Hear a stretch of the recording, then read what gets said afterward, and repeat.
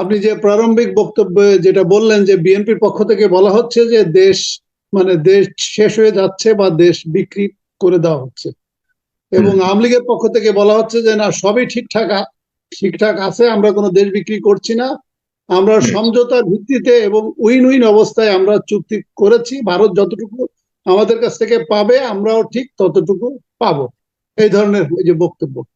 আমি আসলে একজন বিশ্লেষক হিসেবে আমি যেটা বলতে চাচ্ছি যে আসলে কি দেশ বিক্রি হয়ে যাচ্ছে নাকি দেশ দখল হয়ে যাচ্ছে, এটা যদি আপনাকে যদি বলতে হয় তাহলে আপনি যদি ভারতের ইতিহাস যদি আপনি দেখেন, ভারতবর্ষ যখন স্বাধীন হয় 1947 সালে, 1947 সালে যখন স্বাধীন হয়, তাহলে অনেকগুলো স্টেটকে বলা হয়েছিল যে তারা স্বাধীনও থাকতে পারবে, তারা ভারতের সাথেও যোগ দিতে পারবে, পাকিস্তানের সাথেও যোগ দিতে পারবে।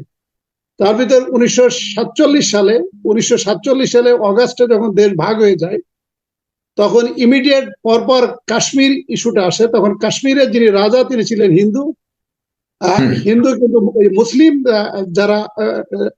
যারা জনগোষ্ঠী ছিল তারা ছিল মুসলিম অধ্যুষিত, তারা ভার্চুয়ালি স্বাধীন থাকতে চেয়েছিল, আর যদি তারা স্বাধীন থাকতে না পারে তাহলে সেই ক্ষেত্রে তারা পাকিস্তানের সাথে থাকতে চেয়েছিল। কিন্তু ভারতের রাজা তখন বলে যে ওই যে ভারতের রাজা বলছি, কাশ্মীরের রাজা তখন ভারতকে বলে যে আমরা ভারতের সাথে থাকতে চাই, এবং ভারত এটা সঙ্গে সঙ্গে গ্রহণ করে নেয়, এবং ওইখানে কন্ডিশন ছিল যে ওখানে একটা গণভোট দেওয়া হবে। কিন্তু ভারত গণভোট ছাড়াই রাজার যে প্রস্তাব, এই প্রস্তাবটা একসেপ্ট করে নেয়, এবং এটি ঘটে 1947 সালের অক্টোবর মাসে। আপনার 1948 সালের ফেব্রুয়ারিতে তখন জুনাগতের যখন প্রশ্ন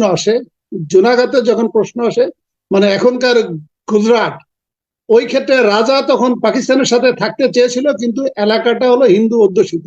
তখন ওখানে গণভোট হয়, এবং গণভোটে জনগণ ভারতের সাথে থাকতে চেয়েছিল, এবং গণভোটের রেজাল্টের সাথে সাথে ভারত সৈন্যবাহিনী পাঠিয়ে জুনাগত দখল করে নেয়, যে রাজা কি চাইলো আর না চাইলো।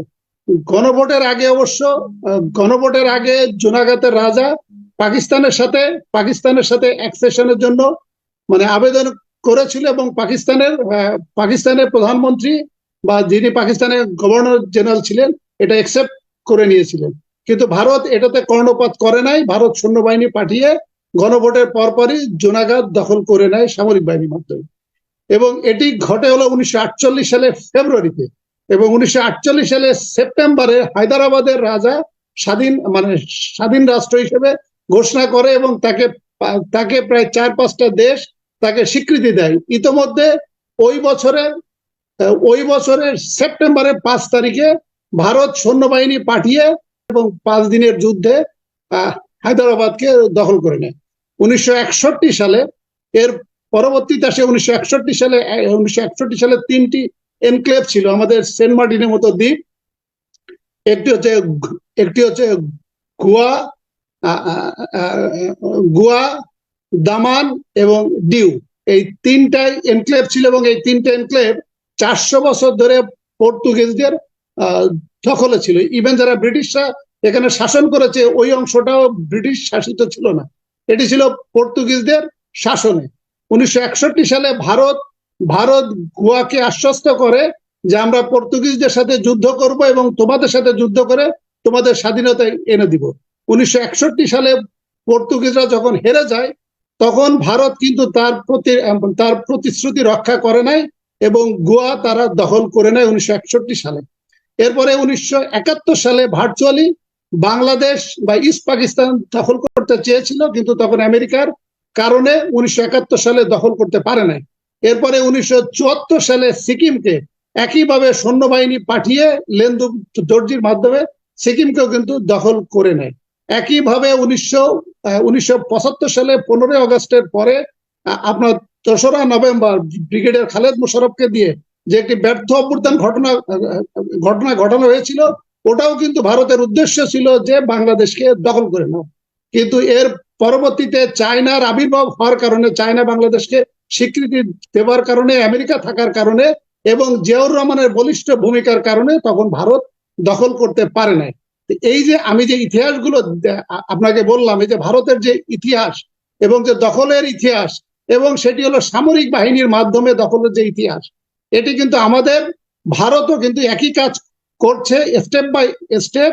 কাশ্মীর, চুনাগাত, হায়দ্রাবাদ, গোয়া, সিকিম এবং বাংলাদেশ দুইবার দখল করতে ব্যর্থ হয়েছে এবং এটা থার্ড টাইম শেখ হাসিনার মাধ্যমে যেভাবে আগাচ্ছে, এবং আমি মনে করি এটা দখলের দ্বার প্রান্তে চলে গিয়েছে। বিএনপি যেহেতু বলছে দেশ বিক্রি করে দিচ্ছে, কিন্তু দেশ বিক্রি হচ্ছে না, দেশ আসলে দখল হয়ে যাচ্ছে।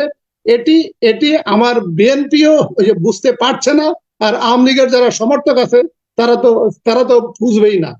আর আরেকটি যেটা হলো সাইফুল সাগর, এই যে দেখেন শেখ হাসিনার রাজনীতির বড় সফলতা হচ্ছে কি জানেন? শেখ হাসিনার রাজনীতির বড় সফলতা হচ্ছে শেখ হাসিনা 18 কোটি জনগণকে বোঝাতে সক্ষম হয়েছে যে she can do and undo anything. মানে আল্লাহ সুবহানাহু ওয়া তাআলা ভুল করে ফেরেশতা একজন কম বানিয়েছেন, সেটা হয়তো যদি ফেরেশতা বানানো যেত তাহলে শেখ হাসিনাকে বানাতো, বাট শেখ হাসিনা যেহেতু ওই যে মানুষ রূপে এসেছে, ফেরেশতা সমতুল্যতার সকল কোয়ালিটি গুণাগুণ হয়তো বা আছে, এই কারণে উনি ভারতকে ম্যানেজ করতে পারে, চায়নাকে ম্যানেজ করতে পারে, আমেরিকাকে ম্যানেজ করতে পারে, সব জনগণকে ম্যানেজ করতে পারে, বিএনপির শীর্ষ নেতৃত্বকে ম্যানেজ করতে পারে, জামাতের শীর্ষ নেতৃত্বকে ম্যানেজ করতে পারে, 18 কোটি জনগণকে ম্যানেজ করতে পারে। এইরকম একটা মিথ আমাদের 18 কোটি জনগণের ভিতর জন্মে গিয়েছে।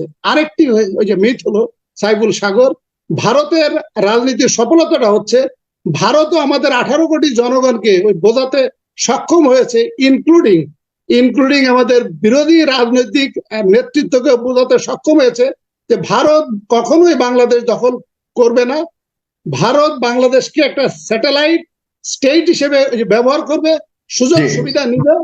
এই ক্ষেত্রে শেখ হাসিনা অথবা বিএনপি অথবা অন্য কোনো দলকে ভারত ক্ষমতায় বসাবে, এটিও আমাদের 18 কোটি জনগণের ভিতরে একটা ধারণা জন্মে গিয়েছে। এবং আমি বিএনপি তথা বিরোধী রাজনৈতিক নেতৃত্বের সাথে যখন কথা বলি, তারাও কিন্তু একই কথা বলে যে ভারত আমাদের দেশ দখল করবে না, যেভাবে আছে সেইভাবে আছে, এটা একটা স্যাটেলাইট স্টেট হিসেবে ব্যবহৃত হবে।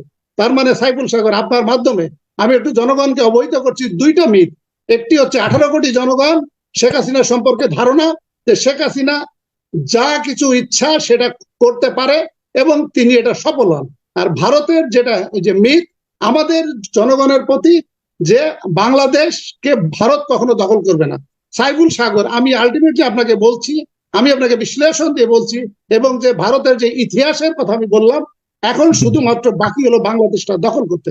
কারণ বাংলাদেশটা দখল করলে ভারতের যে সেভেন সিস্টার বা 7টা রাজ্য, তারা যে স্বাধীনতা আন্দোলনের জন্য মানে স্বাধীনতার জন্য যে আন্দোলন করছে, এই আন্দোলনটা স্থিমিত হয়ে যাবে যদি বাংলাদেশকে দখল করে ফেলতে পারে, এবং আমার ধারণা সেই দখলের দ্বার প্রান্তে আসছে।